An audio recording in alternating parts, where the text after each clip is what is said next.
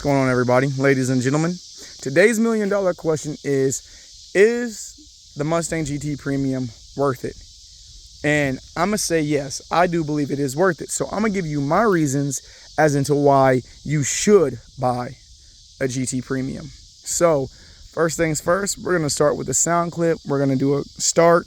It is not a cold start, but the way it sounds is absolutely lovely.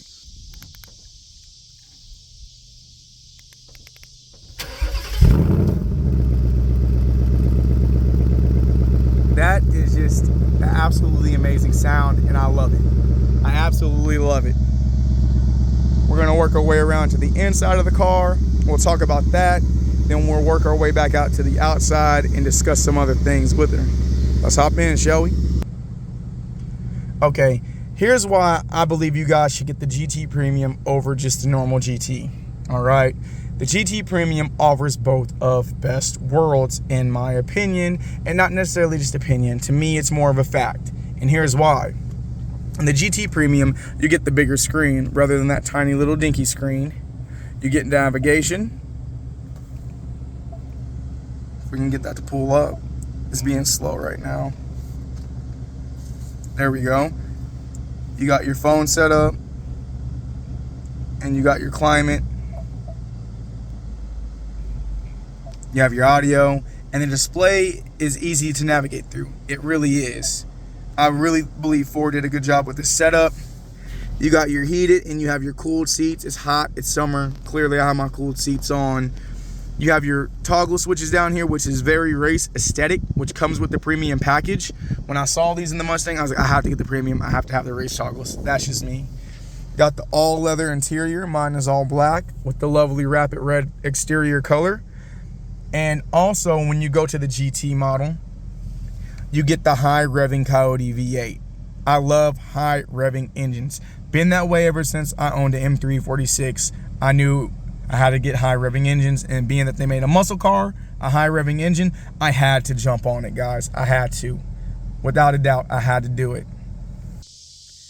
Now that we got to hear the exhaust, another reason I say go for the GT Premium is this is what I'm talking about when you get best of both worlds, right? So when you get the GT Premium, you get the lovely feature of, if we can get it to show, active exhaust. That baffle opens and closes depending on what my exhaust setting is and what mode I'm in, whether I am in normal, sport, sport plus, track, drag, or snow and wet. So if you're like me and you're considerate and you live in a small neighborhood and it's laid out and you don't want your car to be as loud as can be and waking up the neighbors and their kids. Some people, you know, they got their newborn baby. They're trying to lay them down for sleep because they got work. Understandable. The last thing I want to do is wake someone's kids up driving down the road because my car is so loud. So I love being able to put it on quiet mode as a necessity. Being that my kids are young and I get up at 3 a.m. in the morning for work, I love the quiet mode. So when I start my car, it's not rumbling and shaking my entire house. Forgive me, guys. My engine bay, it's dirty. I got to drive down a dirt road to get to my house. My road is like half gravel, half asphalt. It's weird. They did a terrible job on it. They used gravel to fill in the potholes, so it's got a lot of gravel, and people speed down my road, so they just stir up a lot of dirt and dust. And I had to drive down a dirt road the other day to get to a buddy's house, but you get this nice 5-liter Coyote engine, which is absolutely amazing at generating power through bolt-ons and E85 over the EcoBoost. This is another reason I would say get the GT Premium. Like I said, with the GT Premium, you get the best of both worlds. And what does that mean? You are getting the option of the performance of the car by going with the V8. That V8 generates power, like I said, so well off of E85 and bolt-ons, it's unbelievable. You can get it, I believe, to like almost 700, if not 700 on stock internals with E85, your bolt-ons in a good tune. Now, if it's not that high, I know with E85 bolt-ons in a tune and some good tires, this car can run 10 seconds. It's already been done, and we're talking 10 seconds naturally aspirated. Don't believe me? Check out Stang Mode. He's done the video. Rob Shoemaker tune, Mickey Thompson tires for the drag, along with E85. He got a 10-second pass in his Black Mamba. He had a 10-speed 2018 Mustang, and he calls it Black Mamba. And he got his 10-speed passes. It can be done on a 10-speed that is naturally aspirated. So just think about that. I've taken mine to the track and I've ran a 12.6, all stock, no tune, no bolt-ons, no nothing, all stock, no weight reduction, nothing. 12.6 is what I ran. That is only 1 second, maybe almost 2 seconds slower than the Hellcat. I know the Hellcats run 11s, all right? 460 horsepower to a Hellcat, which is 707, and the price difference on the car is about $30,000. I mean, let's see here. I spent 40, that's 50, 60, 70. Yeah, about 30 when they first came out, and now they're even more. So you're telling me with just a couple more thousand, I can keep up with the Hellcat and not nearly have to dip into my pockets as deep as I would with buying a Hellcat. So with the GT Premium, like I said, best of both worlds. You got the performance, and now you have the comfortability. Because we were just inside, you got your heated, you got your cooled seats. You got your leather seats for the comfortability and just the aesthetic look. So if you ever have a passenger, your interior is nice. Your interior is comfortable. You got a nice screen to use all your apps and benefits. Your audio, your climate control, it's all there. Because if you go with the EcoBoost or the non-GT, you get that small screen. You don't get your toggle switches. I believe you can do a special order with the leather, but it does not come with it standard. So you're literally getting a daily driver car. You're getting the portion with the GT Premium that allows you to daily drive the car comfortably and at the same time track the mess out of it and it still be comfortable and enjoyable. These are my reasons on why I would suggest a GT Premium. Now, I'm not throwing shade at anybody who gets an EcoBoost or an EcoBoost Premium, because the downpipe and the tune, that car really does open up and it shines. It really does. I just like what the GT Premium has to offer with the amount of power gains you can get from the Coyote, because the Coyote isn't even boosted and you can already generate a ton of power.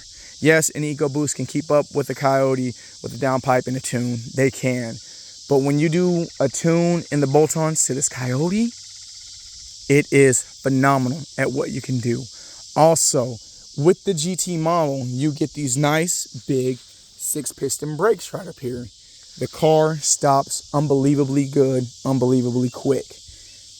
And like I said, if I didn't mention it, I'm going to mention it again. The active exhaust, which allows me to change the note of my car, whether I want it to be quiet, loud, or even louder, depending on where I am at.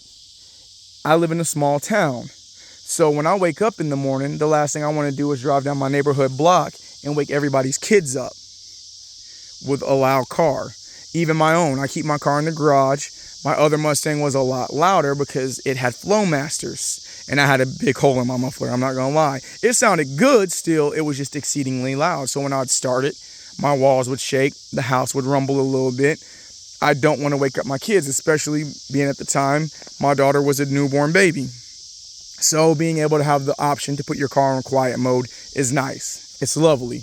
On top of that, I love when I'm driving down the highway and someone really thinks I'm sporting an EcoBoost with Coyote badging, and when you lay into the throttle a little bit, that baffle in the back does open up in the active exhaust, so the car's note does indeed change.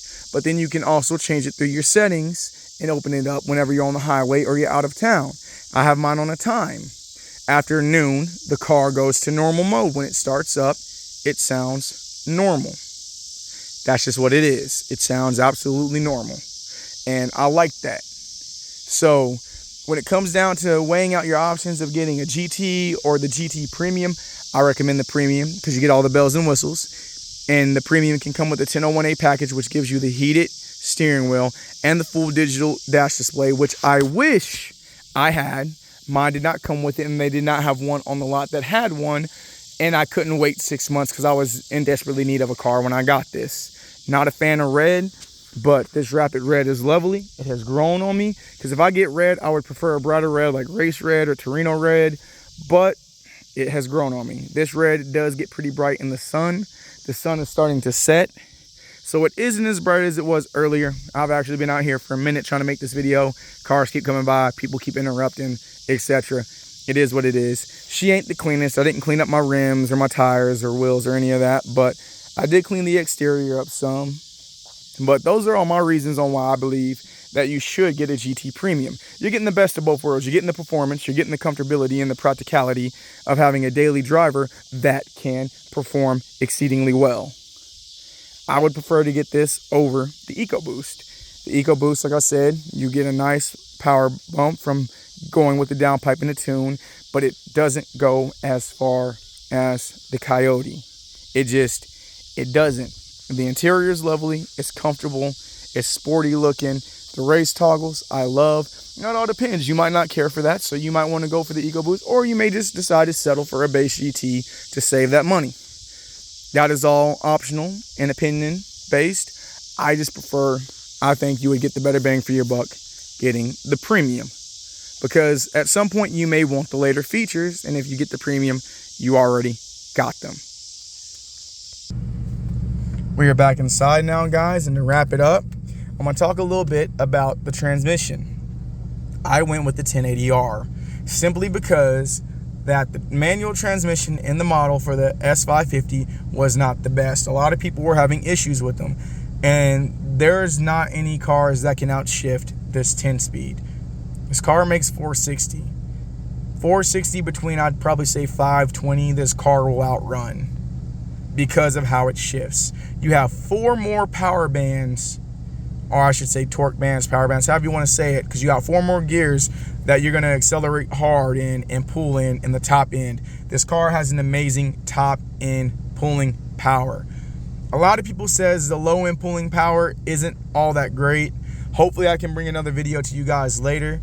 Now, I'd really love to test it. I got to get my friend, because he does have a Daytona, and off the line and not off the line, he gets me. And even on a roll race, he kind of sometimes gets out on me, and then I reel him in, but it's very quickly. But here's the thing. At that point, I was using the transmission wrong. I was leaving it in drive and not in sport, which makes a very big difference. And then on top of that, I have noticed if you leave the car in drive or even in sport, it does make a big difference. But if you don't take control over the car with the paddles, that torque band takes forever to hit, because the car will shift up and it will downshift through all gears to get you to the power gear you need. So if you're cruising and you just floor it, it's going to start downshifting. Opposed to where if you put the car into sport and you take control of the paddles, what that does is tells your transmission how to shift and gets it ready. And when you initiate your paddles won't time out. If you use your paddles in normal drive, if you don't use them, the car will go back to shifting on its own to save you want to make sure you don't blow your engine. Now, if you take control, you can stay in whatever gear you want and the car won't have to downshift. That torque is right there at your feet. The car has it. It is there.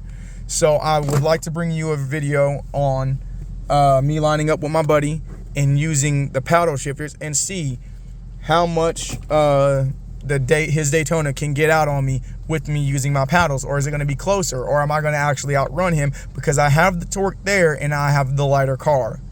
That will be one of the videos I hope to bring to y'all soon. I just got to get a hold of him. He's gotten in a little bit of trouble, so he may not want to do it, but I'm gonna see if I can bring you guys that video. As for that, those are my reasons on why I believe that the 10-speed GT Premium is worth it.